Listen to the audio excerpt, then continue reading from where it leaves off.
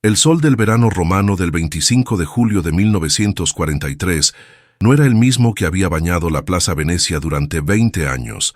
Era un sol de derrota, ardiente y pesado. Benito Mussolini, el Duce, el hombre que había prometido un imperio de 1000 años, acababa de salir de su última audiencia formal con el rey Víctor Manuel III en Villa Saboya. La reunión había sido tensa.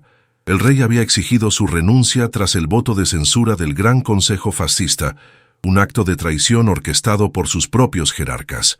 Mussolini, confiado en que su carisma y su poder histórico siempre superarían la burocracia, creyó que el rey simplemente lo enviaba a descansar.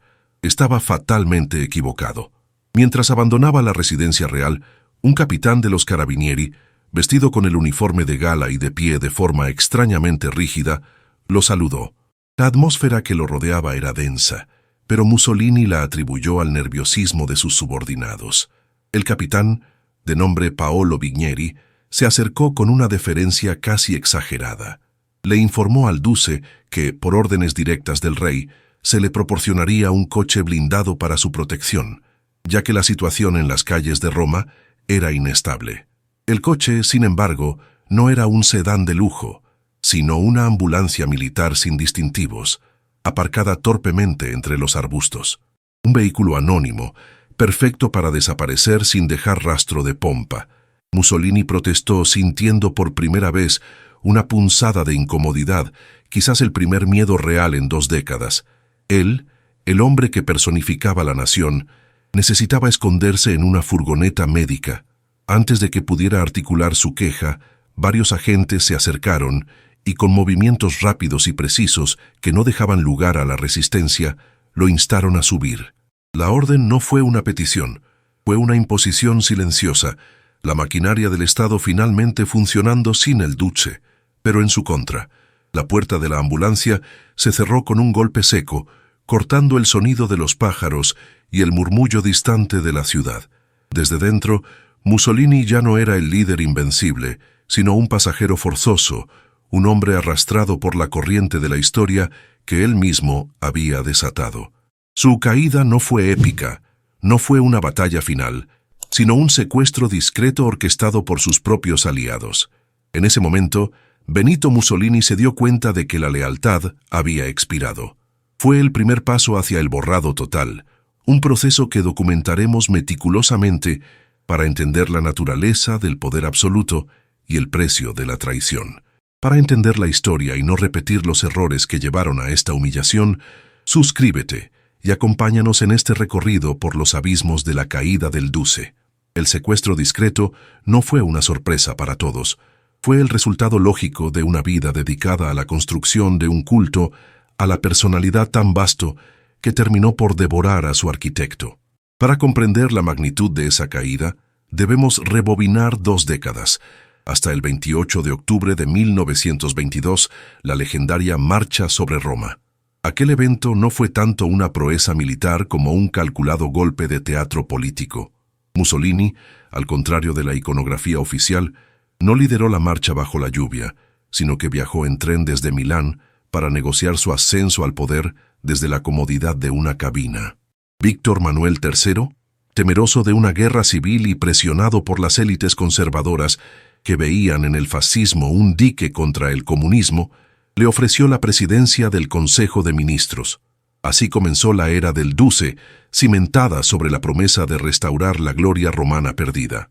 Mussolini, dotado de una energía incansable y una habilidad oratoria hipnótica, se dedicó a desmantelar sistemáticamente las instituciones democráticas. Eliminó la prensa libre, prohibió los partidos de oposición y tras el asesinato del diputado socialista Giacomo Matteotti en 1924, un crimen que expuso brutalmente la violencia inherente al régimen, consolidó la dictadura. Durante los siguientes años, el Duce se presentó como el hombre infalible, el motor de Italia. El fascismo se infiltró en cada rincón de la vida italiana, desde las escuelas hasta las fábricas, desde la arquitectura monumental hasta los campos agrícolas que supuestamente drenaba para crear una Italia más fuerte y autárquica. La propaganda era incesante. Los pósters mostraban su mandíbula cuadrada, su mirada severa y su figura de bronce, proyectando una imagen de fuerza sobrehumana. La ironía central de su poder residía en la dependencia de hombres que él mismo había elevado a la cumbre. El fascismo era una red de lealtades personales, no una estructura ideológica monolítica. Hombres como Dino Grandi, condecorado jerarca y ministro de Justicia, o Galeazzo Ciano, ministro de Asuntos Exteriores y yerno de Mussolini, debían su fortuna y estatus exclusivamente al Duce. Eran parte de la Guardia Pretoriana fascista, pero al mismo tiempo eran hombres ambiciosos que observaban con creciente alarma el rumbo autodestructivo que tomaba Italia. La decisión de Mussolini de unirse a la Alemania nazi en la Segunda Guerra Mundial fue el error estratégico definitivo. Italia no estaba preparada, ni económica ni militarmente, para una guerra de esa escala. La campaña en el norte de África fue un desastre humillante. La invasión aliada de Sicilia en julio de 1943 no fue solo una derrota militar, fue la prueba tangible, visible desde las costas de la península, de que la promesa de invencibilidad del Duce era una falacia sangrienta. La retórica grandilocuente sobre la superioridad italiana se disolvió bajo el fuego de los bombardeos. A medida que las bombas caían sobre ciudades italianas, la lealtad de la vieja guardia fascista se transformó en cálculo frío. No era una cuestión de ideología, sino de supervivencia. Los jerarcas entendieron que, si el barco se hundía, necesitaban deshacerse del capitán para salvarse a sí mismos, y quizás salvar a la nación de la destrucción total bajo la bota alemana o el colapso. La figura que orquestó esta revuelta fue Dino Grandi, quien, usando su influencia como presidente de la Cámara y con el conocimiento tácito del rey, convocó al Gran Consejo Fascista, el órgano supremo del Estado. Esta reunión, celebrada pocas horas antes de que Mussolini fuera empujado a la ambulancia, se convirtió en el escenario final de la traición interna, donde los sirvientes, armados con la ley fascista que el mismo Duce había creado, se prepararon para hundirle el cuchillo. La conspiración se coció en el más profundo secretismo, envolviendo a los hombres que habían prometido lealtad eterna al régimen. Dino Grandi, el arquitecto de la traición, era un fascista de primera hora, uno de los pocos que todavía recordaba los ideales revolucionarios iniciales del movimiento, o al menos lo que él consideraba que eran. Desde hacía meses, Grandi venía preparando un orden del día, una resolución formal, que restauraría el poder del rey como comandante supremo de las Fuerzas Armadas y, de facto, retiraría a Mussolini de todas sus funciones militares y políticas. No era un documento de oposición, sino, irónicamente, un documento de salvación fascista. Grandi creía sinceramente que, al sacrificar al Duce, podrían negociar una paz separada con los aliados y preservar el fascismo sin Mussolini. El 24 de julio de 1943, a las 5 de la tarde, se convocó la fatídica reunión del Gran Consejo Fascista. El lugar, el Salón del Mapa en el Palazzo Venezia. La atmósfera era irrespirable, cargada de miedo, resentimiento y la conciencia de que cada hombre presente estaba jugando con su vida. Era la primera vez en años que Mussolini convocaba al Consejo, un órgano que había permitido caer en desuso precisamente porque confiaba en su poder personal por encima de las instituciones. Este error de cálculo, esta soberbia dictatorial, le costaría caro. Mussolini entró en la sala con su habitual aire de superioridad, convencido de que dominaría la conversación con su mera presencia. Intentó empezar la reunión con una discusión trivial sobre la situación militar, pero Grandi, situado estratégicamente en la mesa, interrumpió de inmediato. El jerarca desenvainó su orden del día. El documento era una obra maestra de eufemismo político. Invocaba el Estatuto Albertino, la Constitución previa al fascismo, y exigía que el rey asumiera el mando efectivo de las tropas. No mencionaba explícitamente la deposición de Mussolini, pero la implicación era obvia y devastadora. El debate se prolongó durante casi 10 horas, bajo el peso de una noche romana sofocante. Las discusiones fueron feroces y dramáticas. Grandi habló con pasión, arriesgándolo todo, argumentando que el honor militar italiano y la supervivencia de la nación dependían de este sacrificio. En un momento de alto drama, Galeazzo Ciano, el yerno del duce, se puso de pie para apoyar la moción de Grandi. La traición de Ciano fue un golpe brutal. Ciano, un hombre que debía toda su existencia política a su suegro, que había sido su confidente y su ministro más importante, votaba ahora por su remoción. La lealtad familiar se había roto ante el colapso del frente de guerra. Mussolini respondió a los ataques con cansancio y defensiva, pero sin el fuego de antaño. En lugar de aplastar la disidencia con la fuerza que había caracterizado su ascenso, se dedicó a divagar sobre conspiraciones externas y a culpar a otros de los fracasos militares. El miedo, que había sido su herramienta para controlar Italia, se había revertido y ahora era él quien estaba aislado. Alrededor de las 2 de la mañana se procedió a la votación. 28 hombres votaron. La resolución de Grandi fue aprobada por 19 votos a 7, con una abstención y un voto en blanco. Mussolini palideció visiblemente al escuchar el resultado. Intentó minimizarlo, declarando que la votación no tenía valor legal, pero sabía, en el fondo, que la traición era real. Al abandonar el Palazzo Venezia, en la madrugada del 25 de julio, se encontró con una Roma extrañamente silenciosa. La maquinaria que lo había elevado ya había cambiado de manos y el rey, esperando el resultado, ya había dado las órdenes secretas para la detención. La trampa estaba armada, y el duce, en su soberbia, caminó directamente hacia ella. El trayecto en la ambulancia anónima, que había comenzado como una burda protección, se convirtió rápidamente en un viaje de confirmación. Mussolini, enclaustrado entre los agentes de los carabinieri que evitaban cualquier contacto visual, exigió saber su destino. Los oficiales, con una disciplina militar perfecta, le informaron con frases vagas que se dirigían a un lugar seguro, lejos de posibles represalias fascistas. El duce sabía que esta era una mentira oficial necesaria. La verdad era que había sido despojado de su poder y el único lugar seguro era uno donde no pudiera intentar recuperarlo. El régimen que Mussolini había construido estaba basado paradójicamente en una profunda desconfianza hacia los demás, una paranoia que ahora se volvía en su contra. Había pasado años rotando a sus ministros y purificando el partido para evitar la formación de rivales serios. Esta práctica había asegurado que nunca surgiera un segundo duce, pero también había garantizado que, cuando el momento de la verdad llegara, no tendría verdaderos aliados, solo cortesanos asustados.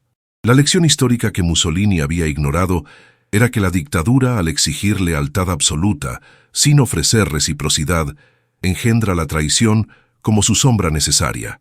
Su primer destino fue un cuartel de los carabinieri en la Vía Legnano, en la misma Roma. El duce pasó la tarde allí, bajo una vigilancia estricta pero aún respetuosa. Las órdenes del rey eran claras. El prisionero debía ser tratado con la dignidad de un ex jefe de Estado, pero su aislamiento debía ser absoluto. Este respeto formal, sin embargo, era la forma más cruel de humillación. Le recordaba que, aunque la figura seguía siendo importante, la persona había sido desechada.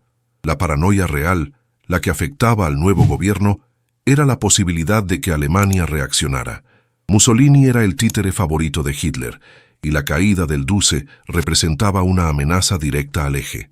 Por esta razón, el rey y el nuevo primer ministro, el mariscal Pietro Badoglio, sabían que Mussolini no podía permanecer en Roma.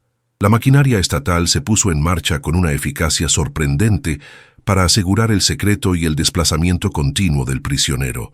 En las horas siguientes, Mussolini fue trasladado repetidamente, casi como una ficha caliente en un tablero de ajedrez geopolítico.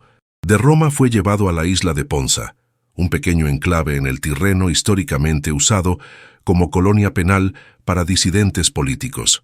Fue un gesto cargado de simbolismo. El duce, encerrado en la misma prisión que él había mandado construir para sus enemigos ideológicos. En Ponza, aunque se le permitió pasear por un pequeño jardín vigilado, el aislamiento era total. Los telegramas del nuevo gobierno que llegaban a la isla se referían a él codificadamente como el hombre. Mussolini, el individuo que había reclamado todos los títulos, se había reducido a un nombre en clave, una simple variable en una ecuación militar. Pero Ponza se consideró demasiado accesible. El temor a un asalto alemán o a un rescate por parte de fascistas leales era demasiado grande. Así fue trasladado nuevamente, esta vez a la isla de la Madalena, al norte de Cerdeña. Allí pasó varias semanas, el océano sirviendo de barrera natural a su prisión. Durante este tiempo, el nuevo gobierno de Badoglio mantenía la farsa ante los aliados de que seguirían luchando en la guerra, mientras negociaban secretamente una rendición. La caída de Mussolini no había traído la paz, había traído una fase de profunda duplicidad y manipulación a escala nacional. En su celda, el exdictador comenzaba a procesar la magnitud de su borrado político, una preparación sombría para el borrado físico que se acercaba.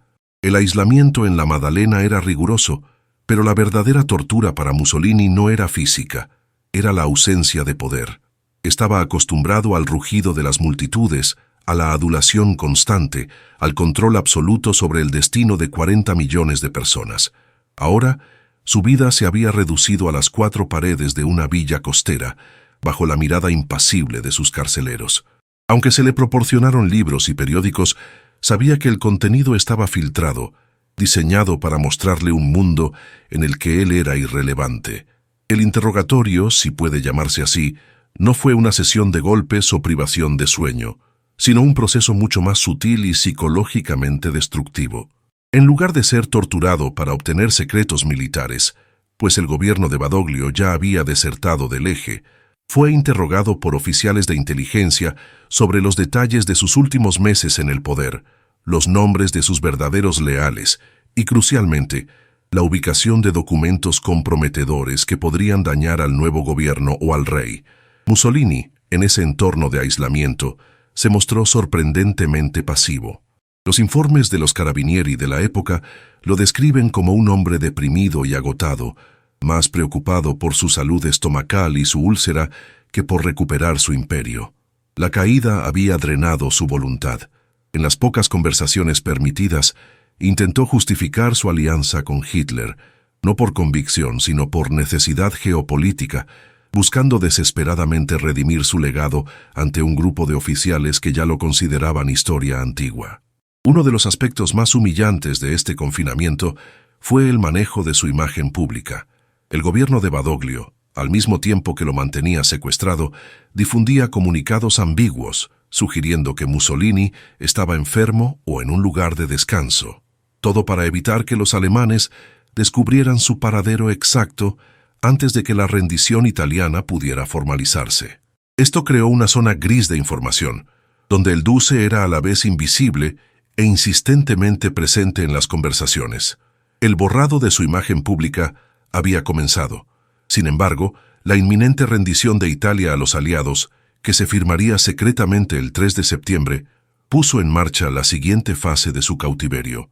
Los servicios de inteligencia alemanes, alertados por la prolongada ausencia del Duce y la evidente duplicidad de Badoglio, comenzaron una búsqueda frenética. Hitler estaba furioso por la traición italiana y estaba decidido a rescatar a Mussolini, no por afecto, sino para usarlo como una pieza de ajedrez en la futura ocupación de Italia. El 28 de agosto, Mussolini fue trasladado una vez más, esta vez al Gran Sasso d'Italia, una remota y escarpada cumbre en los Abruzos. El Hotel Campo Imperatore, un hotel de esquí inaccesible, se convirtió en su prisión final. Era un lugar perfecto para el aislamiento. Solo se podía acceder por teleférico, lo que facilitaba la vigilancia y hacía casi imposible un asalto terrestre no autorizado. Los carabinieri, liderados por el general Fernando Soletti, se aseguraron de que la defensa fuera impenetrable. Mussolini estaba ahora en la cúspide de una montaña, el punto más alto de su prisión. Mientras el Duce se consumía en la soledad de Campo Imperatore, Italia firmaba el armisticio. Badoglio anunciaba la capitulación el 8 de septiembre, arrojando al país al caos. La traición del rey había fracasado. En lugar de salvar a Italia, provocó la invasión inmediata por parte de las fuerzas alemanas. Y así, en el corazón del caos, surgió la oportunidad para el rescate más audaz de la guerra, poniendo fin a la reclusión del Duce de forma violenta y dramática. La historia de la caída de los poderosos Es un espejo en el que se reflejan nuestras propias debilidades y las estructuras que nos controlan. ¿Crees que la historia juzgó mal a este personaje o su caída era inevitable desde el momento en que tomó el poder absoluto? Dímelo en los comentarios y sigamos desentrañando la anatomía de su destrucción. El confinamiento de Mussolini en el Gran Sasso era su juicio simulado. Nunca hubo una acusación formal ante un tribunal, ni una defensa pública, ni la oportunidad de confrontar a sus acusadores. Su juicio fue la votación en el Gran Consejo, la traición de sus camaradas y el exilio forzoso orquestado por la corona.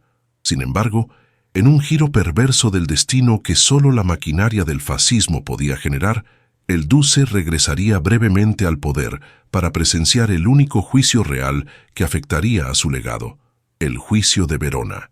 El 12 de septiembre de 1943, los paracaidistas alemanes, liderados por el comandante Otto Skorzeny, llevaron a cabo la Operación Roble. El rescate del Gran Sasso fue una hazaña audaz, ejecutada con planeadores y sin disparar un solo tiro, ya que los carabinieri italianos, sin órdenes claras de resistir y temerosos de la masacre, se rindieron rápidamente. Mussolini, visiblemente aliviado, fue liberado y trasladado a Alemania para reunirse con Hitler. El Duce regresó a Italia, no como líder de una nación soberana, sino como el administrador de un estado títere bajo control militar alemán, la República Social Italiana, conocida como la República de Salò, en el norte ocupado. Su poder era una farsa. Estaba constantemente vigilado y todas las decisiones importantes eran tomadas por los oficiales de la Wehrmacht. A pesar de esto, Mussolini tenía una última sed de venganza, un intento desesperado de purgar la traición que lo había humillado. Este deseo se materializó en el juicio de Verona, celebrado en enero de 1944. El objetivo de este tribunal de excepción era castigar a los 19 miembros del Gran Consejo fascista que habían votado en su contra. De los 19, varios estaban prófugos, pero 6 de los más importantes traidores fueron capturados. Entre ellos se encontraba Galeazzo Ciano, el yerno de Mussolini, y el exmariscal Emilio de Bono. Este juicio no fue un ejercicio de justicia, sino un teatro político diseñado por la República de Salò para demostrar que la lealtad absoluta seguía siendo la única moneda de curso legal bajo el fascismo. El juicio se llevó a cabo bajo la intimidación directa de la Gestapo. Ciano, que había mantenido diarios detallados que documentaban la corrupción del régimen y la locura de la guerra, se convirtió en la pieza central. Había intentado usarlos como moneda de cambio con los aliados, pero terminaron en manos alemanas y luego de Salò, sellando su destino. La defensa de los acusados fue una formalidad trágica. Los jueces, todos fascistas ultraleales, actuaron bajo las órdenes de Mussolini, quien, aunque personalmente indeciso sobre la ejecución de su yerno, cedió a la presión de los radicales fascistas y, más crucialmente, a la insistencia alemana. Hitler veía a Ciano como un traidor y exigió su muerte para enviar un mensaje claro a cualquier potencial desertor.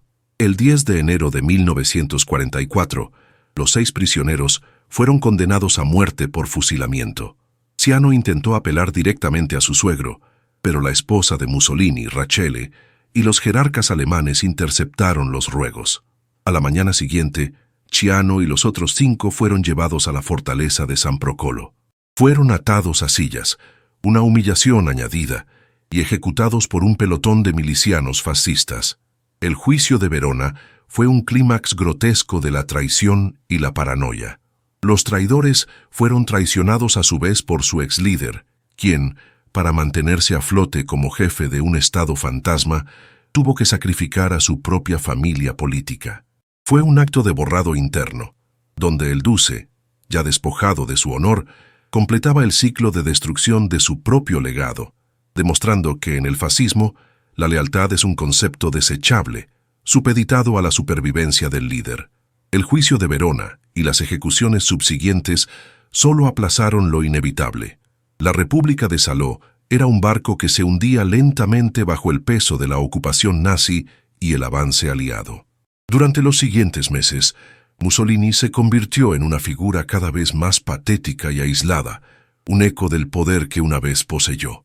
La lealtad que aún le quedaba a su alrededor era la de un puñado de fanáticos desesperados, conscientes de que su destino estaba atado al de su Duce. Para abril de 1945, el colapso era total. Los aliados avanzaban inexorablemente por el norte de Italia, y los partisanos, la resistencia italiana, habían intensificado su actividad, controlando grandes zonas rurales y urbanas. Mussolini, temiendo caer en manos de la insurgencia o ser capturado por los aliados y entregado a un tribunal, decidió huir. La noche del 25 de abril, Benito Mussolini abandonó Milán en un convoy.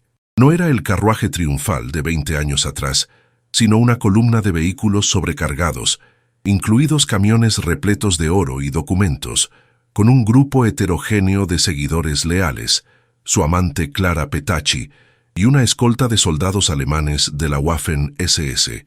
Su destino era la frontera suiza, un intento final y desesperado por escapar a la historia. El convoy fue detenido el 27 de abril cerca del pueblo de Dongo, en la orilla del lago Como, por una brigada de partisanos. Los alemanes negociaron la liberación del convoy, pero bajo la condición de que los italianos se rindieran. Para intentar pasar desapercibido, Mussolini se puso un abrigo de soldado alemán y un casco, escondiéndose en uno de los camiones. Este disfraz, esta negación final de su identidad pública, fue una de las ironías más amargas de su caída. El hombre que había exigido visibilidad total en cada cartel y fotografía, ahora se reducía a un travestismo militar para salvar su vida. El intento de camuflaje fracasó estrepitosamente. Un partisano con el nombre de Urbano Lazzaro lo reconoció a pesar del casco. Mussolini fue arrestado junto con Petacci. La pareja fue trasladada esa noche a la casa de campo de una familia campesina, los de María, en la aldea de Giulino di Mezzegra.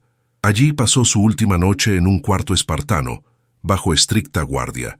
La ejecución no fue un juicio.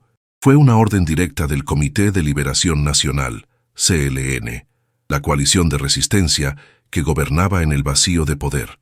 El día 28 de abril, el coronel Valerio, nombre de guerra de Walter Audicio, llegó a Giulino di Mezzegra con la orden de ejecutar al Duce y a sus principales seguidores.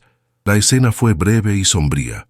Mussolini y Petacci fueron llevados a las afueras de la casa, cerca de la verja de la Villa Belmonte. Los hechos exactos que rodearon el momento final son complejos y han sido objeto de numerosos testimonios contradictorios. Lo que permanece históricamente documentado es la finalidad del acto. Valerio leyó una sentencia sumaria en nombre del pueblo italiano.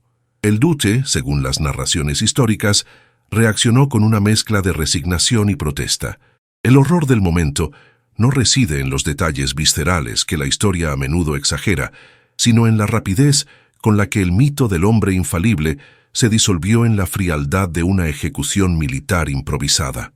La vida del duce terminó a manos de aquellos que representaban el espíritu democrático que él había pasado 20 años intentando erradicar.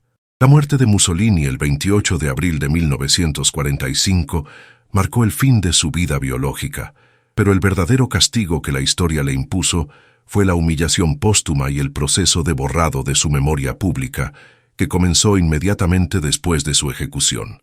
El cuerpo y el de Clara Petacci, junto con los cadáveres de otros jerarcas ejecutados, fueron cargados en una furgoneta y transportados a Milán. El destino final era la Piazzale Loreto, una plaza con una profunda carga simbólica. 10 meses antes, en esa misma plaza, 15 partisanos italianos habían sido ejecutados por los fascistas y sus cuerpos expuestos públicamente como advertencia. Ahora, la dinámica de poder se había invertido. Los cuerpos de Mussolini, Petacci y los demás fueron arrojados al suelo de la plaza. La multitud que se congregó no era la que el duce había soñado, sino una masa enfurecida, desahogando años de miedo, guerra y opresión. En un acto que, aunque comprensible en el contexto del resentimiento histórico acumulado, fue brutal y definitorio, los cuerpos fueron izados por los tobillos y colgados cabeza abajo de las vigas de una gasolinera. Este gesto tenía un doble propósito: asegurar que todos pudieran ver al duce derrocado y evitar que, en el caos del momento, los cadáveres fueran mancillados aún más en el suelo. La imagen de Mussolini, colgado como un saco, se convirtió en el símbolo universal del colapso del fascismo y de la venganza popular. El hombre que se había proyectado como el epítome de la fuerza y la verticalidad era ahora una figura invertida, despojada de toda dignidad. El borrado de Mussolini no fue solo físico, fue archivístico.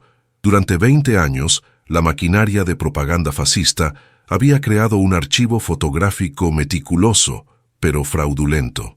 Se retocaron las imágenes para eliminar cualquier imperfección en el Duce, desde su incipiente calvicie hasta cualquier expresión que no fuera de firmeza inquebrantable. Se borraba a las personas que caían en desgracia.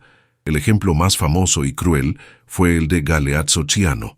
Después del juicio de Verona, todas las fotografías oficiales donde aparecía Ciano junto a Mussolini fueron sistemáticamente alteradas. Se utilizaron técnicas rudimentarias de aerografía y recorte para eliminar al traidor de los registros, creando espacios vacíos o figuras fantasmales en los documentos de la historia. Tras la caída, la damnatio memoriae del Duce fue instantánea y total. Los libros de texto fueron reescritos, los bustos de bronce fueron derribados y fundidos, las plazas que llevaban su nombre fueron renombradas, el culto a la personalidad, que había tardado 2 décadas en construirse, se desmanteló en semanas. El objetivo no era simplemente castigar a un dictador, sino erradicar la ideología de raíz, limpiar el registro histórico italiano de su rastro venenoso. Paradójicamente, la exposición de su cuerpo en Piazzale Loreto aseguró que, aunque su imagen pulida de propaganda fuera borrada, su imagen de la derrota se grabaría de forma permanente en la conciencia colectiva. La última foto de Mussolini no era la del líder en la tribuna, sino la del hombre colgado, desposeído y humillado. En esta inversión final residió el juicio más contundente de la historia. El destino final de Benito Mussolini, sellado en la Piazzale Loreto, abrió un debate que perdura hasta el presente. ¿Fue Mussolini culpable de su propia caída o fue simplemente una víctima de la marea inexorable de la guerra mundial? Desde una perspectiva histórica y política, la respuesta es compleja, pero el veredicto moral es inequívoco. Mussolini fue el arquitecto principal de su destrucción.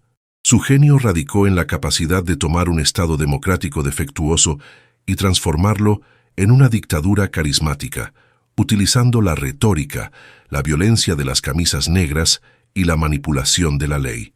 Su error fatal fue creer en su propia propaganda de invencibilidad, al ligar el destino de Italia a la ambición desmedida de Adolf Hitler, ignorando las advertencias de sus propios generales y ministros, selló el destino de su régimen. Cuando la realidad militar chocó con la fantasía imperial, la lealtad que había comprado con cargos y favores se evaporó. El juicio histórico moderno no se centra en los méritos efímeros de su liderazgo inicial, la supuesta organización de trenes o la construcción de infraestructura, mitos que el tiempo ha desmantelado, sino en las consecuencias devastadoras de sus 20 años de tiranía. La introducción de leyes raciales en 1938, la violencia política interna y, sobre todo, la participación innecesaria en la Segunda Guerra Mundial, que costó cientos de miles de vidas italianas y dejó al país en ruinas, son los elementos centrales de su legado. En cuanto a sus captores y ejecutores, la historia también ha emitido su propio juicio. El rey Víctor Manuel III, el hombre que lo depuso, no fue un héroe. Su falta de coraje durante años permitió que el fascismo floreciera. Al final, la monarquía italiana, comprometida por su complicidad con el Duce, cayó también. La familia real abandonó Roma tras la rendición, dejando a Italia en el caos, y la monarquía fue abolida por referéndum en 1946. Los traidores del Gran Consejo, como Dino Grandi, que intentaron salvar el fascismo sacrificando a Mussolini, fallaron rotundamente. El fascismo sin el Duce colapsó, y ellos terminaron como parias o ejecutados. La figura de Mussolini, en la historia de la tiranía, sirve como el prototipo del dictador moderno basado en el culto a la personalidad y la primacía de la imagen sobre la sustancia. Fue el primer líder en comprender y manipular la tecnología de masas, utilizando el cine, la radio y la fotografía para crear una ilusión de omnipotencia. Su caída brutal, a manos de aquellos a quienes había oprimido, es un recordatorio severo de que ningún poder, por absoluto que parezca, está libre de la rendición de cuentas, incluso si ésta se produce de forma violenta e irregular. Mussolini pasó de ser el hombre más visible y retratado de Italia a un cuerpo anónimo colgado en una gasolinera, y finalmente a ser enterrado en una tumba sin nombre, para evitar que su sepulcro se convirtiera en un punto de peregrinación.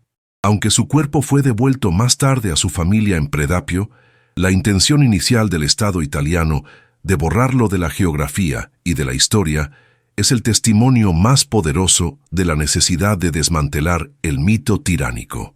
El Duce cayó no solo por la fuerza de los aliados, sino por la traición interna que su propia paranoia había sembrado y por la justicia sumaria del pueblo que había silenciado. Recordar las intrigas, las lealtades rotas y el proceso de borrado que sufrió Benito Mussolini es fundamental. Es la única forma de evitar que la historia, con sus ciclos de demagogia y poder absoluto, vuelva a repetirse. Para que las sombras del pasado no nos alcancen, es vital entenderlas. Suscríbete para continuar explorando las vidas y caídas de los grandes tiranos de la historia.